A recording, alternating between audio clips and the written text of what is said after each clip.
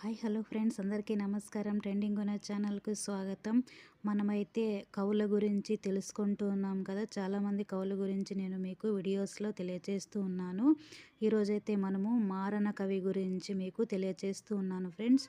శివకవి యుగంలో సంస్కృత సాహితీ ప్రక్రియలకు మార్గ కవిత్వానికి దూరంగా జరిగిన తెలుగు సాహిత్యాన్ని మళ్ళీ సంస్కృత సాహితీ వీధులలోకి మళ్లించిన సుకవి మారన పూర్తిగా దేశీ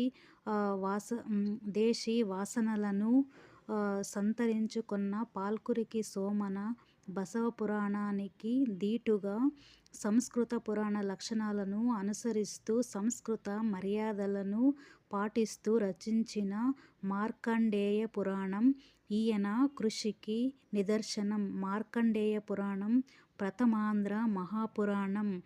ఓకేనా ఫ్రెండ్స్, ఎంతోమంది కవుల గురించి నేను వీడియోస్లో మీకు తెలియజేశాను. అందరూ కూడా నా వీడియోస్లోకి వెళ్ళి చూడండి friends. Thank you so much అందరికీ. ట్రెండింగ్ ఉన్న ఛానల్ను ఆదరిస్తున్న మీ అందరికీ కూడా చాలా చాలా కృతజ్ఞతలు.